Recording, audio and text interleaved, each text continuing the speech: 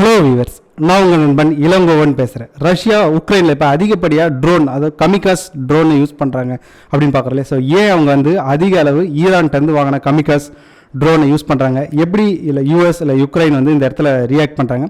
அது மட்டும் இல்லாமல் இன்னொரு விஷயம் நம்ம பார்த்தோம் அப்படின்னா, டிராகன் டீத் அப்படின்ற வேர்ல்டு வார் 2 டாக்டிக்ஸை ஆக்டிவேட் பண்ணுறாங்க ரஷ்யா அப்படின்னு பார்க்குறோம் இல்லையா. ஸோ என்னது டிராகன் டீத் டாக்டிக்ஸ் அப்படின்றதையும், ஸோ இந்தியா எப்படி வந்து இந்த ஸ்ட்ராட்டஜியை மாற்றணும், ஏன்னா ரஷ்யா மாதிரி தான் நம்ம சேம் டிஃபென்ஸ் வச்சுருக்கோம் இல்லையா. ஸோ நம்மளுடைய ஸ்ட்ராட்டஜியும் ஏன் மாறணும் அப்படின்றதெல்லாம் பற்றி தான் ஷார்ட்டாக நம்ம இந்த வீடியோவில் பார்க்க போகிறோம். ஸோ வீடியோக்குள்ளே போகிறதுக்கு முன்னாடி மறக்காமல் நம்ம சேனலை சப்ஸ்கிரைப் பண்ணுங்கள் அண்ட் நோட்டிஃபிகேஷனுக்கு பெல் பட்டனையும் கிளிக் பண்ணுங்கள். இந்த கமிகாஸ் ட்ரோன் அப்படின்றது வந்து சூசைட் ட்ரோன் அப்படின்றது. ஒன்ஸ் போயிட்டு டார்கெட் எதுவும் அட்டாக் பண்ணிவிட்டு டெஸ்ட்ராய் ஆகிடும். ஸோ அது கூடவே வந்து பார்த்தோம்னா ஒரு கிட்டத்தட்ட ஒரு மேக்ஸிமம் 30 கிலோ வரைக்கும் வெடிபொருள் எடுத்துகிட்டு போயிடும். ஸோ அப்போ இது எவ்வளோ தூரத்துலேருந்து அட்டாக் பண்ணோம்னா, இதோடைய ரேஞ்ச் என்ன சொல்கிறாங்கன்னா, கிட்டத்தட்ட 2000 கிலோமீட்டர் தூரத்துலேருந்து கூட இதை வந்து நம்ம அந்த டார்கெட்டை நோக்கி அனுப்பிட்டு, ஸோ தூரத்துலேருந்து இந்த டார்கெட்டை ஃபிக்ஸ் பண்ணிவிட்டு அதுக்கப்புறம் வந்து அட்டாக் பண்ண முடியும் அப்படின்றது தான். ஸோ இப்போ நம்ம ஷார்ட்டாக சொல்லணும் அப்படின்னா, மாஸ்கோவிலேருந்தே அவங்க வந்து இந்த கமிகாஸ் ட்ரோனை வந்து அனுப்ப முடியும் அப்படின்னு. ஸோ ஏன் இதுக்கு பேர் கமிகாஸ் ட்ரோன் அப்படின்னு வந்துச்சு அப்படின்னா, செகண்ட் வேர்ல்டு வார் அப்போ ஜப்பான் வந்து அவங்க என்ன பண்ணாங்க, அந்த டைமில் ட்ரோன்லாம் இல்லையா, அவங்க இருக்கிற விமானத்தையே அவங்க வந்து அட்டாக் பண்ணுறதுக்காக யூஸ் பண்ணாங்க. ஸோ அதிலே வெடிபொருளை ஏற்றிக்கிட்டு அவங்க வந்து ஒரு சூசைடு ஃபைட்டர்ஸ்லாம் இருப்பாங்க இல்லையா. ஸோ அவங்க என்ன பண்ணுவாங்க, அந்த டைரெக்டாக அந்த வெடிபொருளோட அந்த விமானத்தை எடுத்து போய் எனிமியோட டார்கெட்டில் போயிட்டு மோதிடுவாங்க. ஸோ இதுதான் வந்து கமிகாஸ் அந்த ட்ரூப்பில் இருந்தவங்க அவங்க பண்ணது. ஸோ அதே மாதிரி தான் இந்த ட்ரோனும், அந்த ஆளில்லா அந்த சின்ன ட்ரோன் இருக்கு இல்லையா, ஸோ அதுவும் செயல்படுறதால அதுவும் கமிகாஸ் அப்படின்னு தான் சொல்லுவாங்க. ஸோ இது அதிகமாக யார் இப்போ வந்து பண்ணுறாங்கன்னு பார்த்தோம்னா, துருக்கி அதிகமாக பேராக்டர் TB2ன்ற ட்ரோன் யூஸ் பண்ணாங்க. அதுக்கு அடுத்தது ஈரானும் அதிக அளவு இந்த ட்ரோன்லாம் யூஸ் பண்ணுறாங்கன்னு பார்க்குறோம். ஸோ ஈரான் வந்து சவுதிக்கு அகைன்ஸ்டாக, இஸ்ரேலுக்கு அகைன்ஸ்டாக இந்த மாதிரி ட்ரோன்ஸ் எல்லாம் அவங்க அடிக்கடி யூஸ் பண்ணாங்க. அவங்களுக்கு சப்போர்ட்டாக இருக்கிற குரூப்புக்கு அதை சப்ளை பண்ணுவாங்க, ஹவுதி குரூப்புக்கு ஈரான் சப்ளை பண்ணுறதுன்றது தான். ஸோ இப்போ இந்த இடத்துல ஏன் வந்து ஸ்ட்ராட்டஜியை ரஷ்யா மாற்றுறாங்கன்னு பார்த்தோம்னா, அவங்க ஏற்கனவே பார்த்தோம்னா எக்கச்சக்கமாக மிசைல்ஸு பார்த்தோம் அப்படின்னா, அவங்க வந்து கின்சால் இந்த மாதிரி நிறையா அவங்களுடைய மிசைல்ஸ்லாம் அதிக அளவு இந்த 8 மந்தில் யூஸ் பண்ணிட்டாங்கன்னு பார்க்குறோம். ஸோ இப்போ இதுக்கு அடுத்தது அவங்க வந்து ரொம்ப ஹை லெவலில் போகாமல் இந்த ட்ரோன்ஸுக்கு போகிறாங்க. ஏன் அப்படின்னு பார்த்தோம்னா, இந்த ட்ரோன் இதே ஸ்ட்ராட்டஜி தான் உக்ரைனும் போரோடைய ஸ்டார்டிங்லேருந்தே அவங்க யூஸ் பண்ணிட்டு இருக்காங்க. அது எஃபெக்டிவாக அவங்களுக்கு ஹெல்ப்ஃபுல்லாகவும் இருக்குது. ஸோ இப்போ அவங்க ஏன் விமானங்களை, அதாவது போர் விமானங்களை விட ட்ரோன்ஸ் பக்கம் போகிறாங்கன்னா, போர் விமானங்கள்லாம் வச்சு அவங்க அட்டாக் பண்ண வந்தால், இல்லை அட்டாக் ஹெலிகாப்டர்லாம் வச்சு ரஷ்யா வந்தாங்க அப்படின்னா, அவங்க ஈஸியாக ஏர் டிஃபென்ஸ் சிஸ்டம் இருக்கு இல்லையா. ஸோ S-300 ஏர் டிஃபென்ஸ் சிஸ்டத்தை உக்ரைன் வச்சுருக்காங்க. ஸோ அது மூலயமாவே இவங்க வந்து அட்டாக் பண்ண முடியும். ஸோ அப்புறம் இவங்க வந்து அந்த போர் விமானங்கள்லாம் அட்டாக் பண்ணுற மிசைல்லாம் வச்சு அதை வந்து சுட்டு வீழ்த்திடுவாங்க. ஸோ இப்போ அது ரொம்ப காஸ்ட்லியாக ஆகிடுது இந்த இடத்துல. ஸோ அப்போ ஏன்னா இப்போ நம்ம ஸ்டார்டிங் மேட்ச் இப்போ கம்பேர் பண்ணி பார்க்குறப்ப அட்டாக் போர் விமானங்களாக இருக்கட்டும், ஹெலிகாப்டராக இருக்கட்டும், ரஷ்யா கிட்ட ஒரு 500 இருக்குன்னா உக்ரைன்கிட்ட ஒரு 30 தான் இருக்குது. ஸோ அந்த அளவு சுப்பீரியாரிட்டியில் இருந்தால் கூட அவங்களால இங்கே வந்து ஃபுல்லாக ஆக்குபை பண்ண முடியல. காரணம் அந்த ஏர் டிஃபென்ஸ் தான். ஸோ அந்த S-300 பழசாக இருந்தால் கூட அந்த அளவு வந்து எஃபெக்டிவாக அங்கே ஒர்க் பண்ணுது அப்படின்றத தான் பார்க்குறாங்க. ஸோ அதனால தான் வந்து பெரிய அளவு போர் விமானங்களை உள்ளே கொண்டு வரதுக்கு ரஷ்யா பயப்படுறாங்க. ஸோ இப்போ கம்மியான விலையில் கிடைக்கிற இந்த ட்ரோன்ஸ்லாம் இருக்குல்ல, இதை அனுப்பணுமா, ட்ரோன் படையே வந்து அவங்க 2000 கிட்ட ஈரான்கிட்டருந்து வாங்குறாங்க அப்படின்னு பார்க்குறோம். ஸோ அப்போ அது அனுப்புறது மூலிமா அவங்களுக்கு செலவும் கம்மி. இது ஏர் டிஃபென்ஸில் இது தப்பிச்சிருமா அப்படின்னு கேட்டோன்னா, அந்த ஏர் டிஃபென்ஸு இப்போதைக்கு உக்ரைன்ட்டு இருக்கிறது எல்லாமே பார்த்தோன்னா மீடியம் ரேஞ்ச். அப்போ இவங்க அனுப்புகிற இந்த ட்ரோன்லாம் கம்மியான லெவலில் பறக்கும், ரொம்ப ஸ்லோவாக பறந்து கம்மியான லெவலில் பறந்து ஸோ டார்கெட்டை போய் அட்டாக் பண்ணிடும். ஸோ பெரிய அளவில் வந்து இவங்களால் இதை ஏர் டிஃபென்ஸால் பெரிய அளவில் இதை தடுக்க முடியாது அப்படின்னு சொல்லி தான்.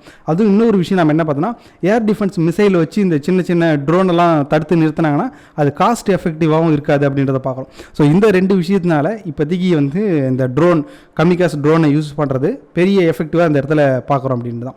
ஸோ இப்போ இந்த இடத்துல நம்ம ரொம்ப நாள் முன்னாடியே வந்து US சொல்லியிருந்தாங்க, ஈரான்கிட்டருந்து வாங்குறாங்க ரஷ்யா அப்படின்னு சொல்லிட்டு. பட் ஆனால் ஈரான் இதுக்கு மறுப்பு தெரிவித்தாங்க. நாங்கள் 2 பக்கமே வந்து நாங்கள் வந்து ஆயுதம் சப்ளை பண்ணக்கூடாதுன்னு தான் சொல்கிறோம் அப்படின்னு சொல்லிட்டு தான் ஈரானோடைய ஸ்டேட்மெண்ட்டாக இருந்துச்சு. பட் ஆனால் இப்போ என்ன சொல்கிறாங்கன்னா, அவங்க சொல்ல, பட் US சொல்கிறது அவங்க சப்ளை பண்ணிட்டாங்க 2000 கிட்ட ட்ரோன்ஸ் அப்படின்னு சொல்லிட்டு. இன்ஃபேக்ட் சொல்ல போனால் அவங்களுடைய டான்பாஸ் ரீஜன்லேருந்து எப்படி இந்த ட்ரோன்ஸ் எல்லாம் அனுப்பணுன்ற வரைக்கும் ட்ரைனிங் கொடுத்து அவங்களே கூட இருந்து ஹெல்ப் பண்ணுறாங்கன்ற வரைக்கும் சொல்கிறாங்க US வந்து. பட் ஸ்டில் அதே தான் வந்து ஈரானுடைய ஸ்டேட்மெண்ட் என்ன இருக்குன்னா, நாங்கள் வந்து யாருக்கும் வெப்பன் சப்ளை பண்ணல அப்படின்னு சொல்லிட்டு தான் அவங்களுடைய ஸ்டேட்மெண்ட் இருக்குது. ஸோ அப்போ அதனால தான் இந்த இடத்துல வந்து அதிகப்படியான ட்ரோன்ஸ் கம்மியான விலையில் கிடைக்குது, பெரிய தாக்கத்தையும் அங்கே ஒரு மேக்ஸிமம் மிசைல் பண்ணுற வேலையை இது பண்ணிவிடும் அப்படின்றது தான். ஸோ அதனால் இவங்க பண்ணிவிட்டு நிறைய ஏரியாவை டார்கெட் பண்ணுறாங்க. அவங்களுடைய உக்ரைனுடைய தலைநகர் கீவ் இருக்கு இல்லையா, அங்கே வந்து நிறைய உக்ரைன் என்ன சொல்கிறாங்கன்னா, அவங்க வந்து மக்கள் யூஸ் பண்ணுற இன்ஃப்ராஸ்ட்ரக்சர்லாம் கூட அட்டாக் பண்ணுறாங்க, மிலிட்ரி பேஸில் எல்லாத்தையும் அட்டாக் பண்ணுறாங்கன்றத அப்படின்றது தான் அவங்க சைடு சொல்கிறது. ஸோ இன்ஃபேக்ட் அதுக்கடுத்து என்ன சொல்கிறாங்கன்னா, இப்போ வந்து இஸ்ரேலும் உள்ளே வராங்க அப்படின்னு சொல்லி. ஏன்னா இஸ்ரேல் வந்து ஈரானுக்கு அகைன்ஸ்ட். ஸோ இப்போ ஈரானுடைய அவங்களுடைய ட்ரோன்ஸ்லாம் உள்ளே வரதுனால இவங்களுடைய டிஃபென்ஸ் சிஸ்டம், இஸ்ரேலோட டிஃபென்ஸ் சிஸ்டத்தையும் இவங்க கொடுக்கறதுக்கு முன் வரலாம், அவங்களோட வெப்பனும் உள்ளே சப்ளை பண்ணுன்ற மாதிரி தகவல்கள்லாம் வெளியாச்சு. பட் உடனடியாக ரஷ்யா என்ன சொல்கிறாங்கன்னா, அப்படி இஸ்ரேல் மட்டும் உள்ளே வந்தாங்க அப்படின்னா 2 நாடுகளுடைய பேச்சுவார்த்தை இதில் டிப்ளமேட்டிக் எதுவுமே வந்து டெஸ்ட்ராய் ஆகிடும் அப்படின்றாங்க. அவங்க கூட அதுக்கப்புறம் பேச்சுவார்த்தை அப்புறம் ஃப்ரெண்ட்ஷிப்லாம் கிடையவே கிடையாதுன்னு சொல்லிட்டு இஸ்ரேலையும் அவங்க வந்து ரஷ்யா வந்து சொல்கிறாங்க. ஏன்னா இஸ்ரேல் வந்து ரஷ்யாவை சிரியாவில் அவங்கள டிபெண்ட் பண்ணியிருக்காங்கன்னு பார்க்குறோம். ஸோ அப்போ அங்கே போயிட்டு அவங்க அட்டாக் பண்ணோம்னா ரஷ்யா உடைய ஹெல்ப்பும் உங்களுக்கு தேவை சிரியாவில் அப்படின்றதுனால. ஸோ அதனால் நீங்கள் இங்கே வந்து ஹெல்ப் பண்ணிங்கன்னா வேறு எந்த இடத்துலையும் உங்களுக்கு ஹெல்ப் கிடையாது, ஃப்ரெண்ட்ஷிப்லாம் கிடையாது, எல்லாமே நம்மளுடைய ரிலேஷன்ஷிப்பே டெஸ்ட்ராய் ஆகிடுச்சின்னு நினச்சிங்கன்னு சொல்லிட்டு ரஷ்யாவும் அந்த இடத்துல வார்ன் பண்ணுறாங்க அப்படின்னு சொல்லிட்டு நம்ம பார்க்குறோம். ஸோ இது ஒரு பக்கம் போயிட்டுருக்கப்ப இன்னொரு நம்ம தகவல் என்ன பார்க்குறோம் அப்படின்னா, அதாவது டிராகன் டீத் டாக்டிக்ஸ்ன்னு சொல்கிறோம் இல்லையா. ஸோ அது என்ன அப்படின்னு பார்த்தோன்னா, வேர்ல்டு வார் அப்போ ஜெர்மனி வந்து பெரிய அளவில் அட்டாக் பண்ண வராங்களே மற்ற நாடுகளை. அப்போ சோவியத் யூனியனாக இருக்கட்டும், யூகே, இவங்களாம் என்ன பண்ணுறாங்க அப்படின்னா அவங்களுடைய பீரங்கிலாம் தடுத்து நிறுத்தணும். அதுக்கு வந்து டிராகன் டீத் மாதிரி இருக்கிற ஷேப்புக்கு அவங்க வந்து ஒரு ஸ்டாப் வைக்கிறாங்க. அது எப்படின்னா பெருசாக வந்து ஒரு கான்கிரீட்டான ஒரு பிரமிட் ஷேப்பில் எல்லா இடத்துலையுமே வரிசலாக ரொம்ப நீட்டுக்கு வந்து ஒரு ரோடு ரேஞ்சுக்கு பேரலாம் 2 வந்து வச்சுக்கிட்டே வராங்க.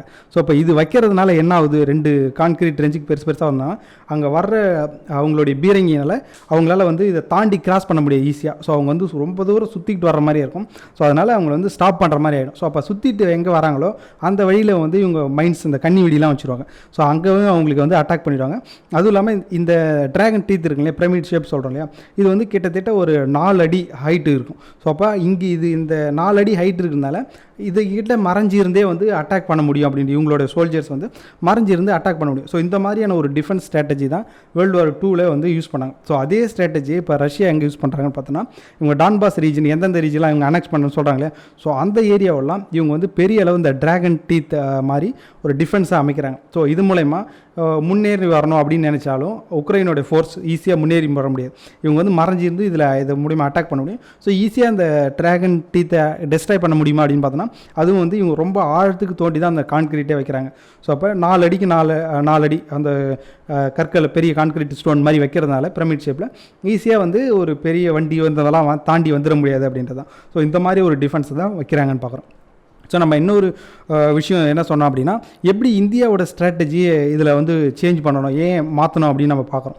ஸோ ஃபஸ்ட் நம்ம சொல்லணும்னா, நம்மக்கிட்ட இருக்கிற மிசைல் ஓவரால் வெப்பன் மிசைல்லாம் இருக்கு இல்லையா, ஸோ இதை விட அதிக மடங்கு அங்கே வந்து உக்ரைனில் ஸ்பெண்ட் பண்ணியிருப்பாங்க ரஷ்யா. நம்ம கணக்கிட்டு பார்த்தோம் நம்மளை விட டபுள் மடங்கு, நம்ம வச்சிருக்கிற ரிசர்வ் விட டபுள் மடங்கு கிட்டேயே அங்கே உக்ரைனில் வந்து அவங்க வந்து மிசைல்ஸ் எல்லாம் ஸ்பெண்ட் பண்ணியிருப்பாங்க.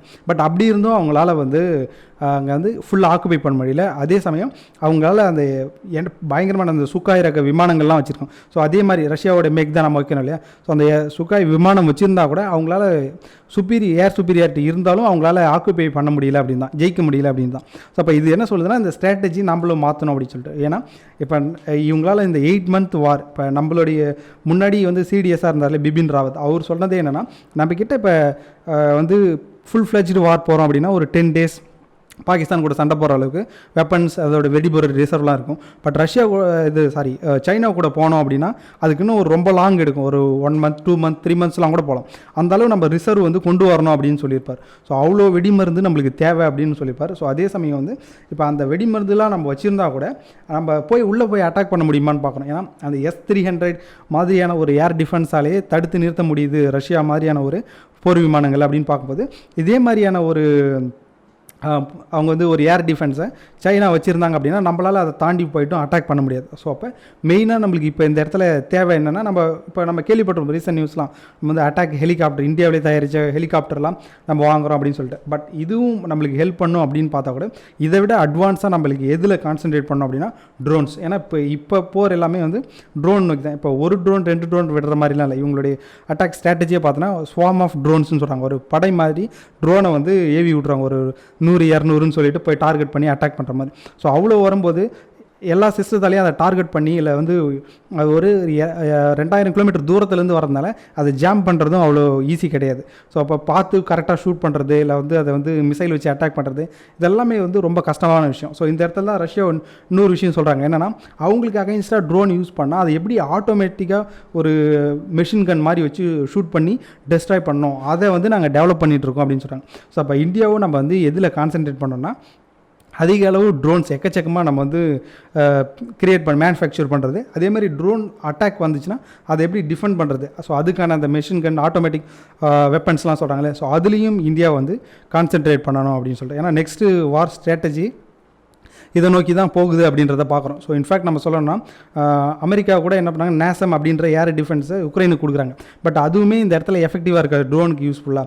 ஸோ அப்போ மீடியம் ரேஞ்சு ஏர் டிஃபென்ஸ் எதுவுமே ஹெல்ப்ஃபுல்லாக இருக்காது இந்த ட்ரோன்ஸை ஸ்டாப் பண்ணுறதுக்கு. ஸோ அப்போ என்ன சொல்கிறாங்கன்னா, ஸோ அதுக்கு லோ ரேஞ்சில் இருக்கிற டிஃபென்ஸ் சிஸ்டத்தை நம்ம அதுக்கு தகுந்த மாதிரி உருவாக்கணும், அதையும் வந்து கொடுக்கணும். ரேம் அப்படின்னு சொல்லிட்டு அமெரிக்கா கிட்ட ஒரு டிஃபென்ஸ் சிஸ்டம் இருக்கும். ஸோ அந்த மாதிரியான டிஃபென்ஸ் சிஸ்டத்தை உக்ரைனுக்கு வேணும் அப்படின்னு சொல்லிட்டு தான் உக்ரைனு கேட்குறாங்க. ஸோ இப்போ உக்ரைன் ஃபுல் அண்ட் ஃபுல் கேட்குறது என்ன அப்படின்னு பார்த்தோன்னா, அதிகமான ட்ரோன்ஸ், அதிக ஏர் டிஃபென்ஸ். ஸோ இதுதான் அவங்களை வந்து ரொம்ப நாள் வாருக்கு அவங்களை வந்து காப்பாற்றிட்டு இருக்கு.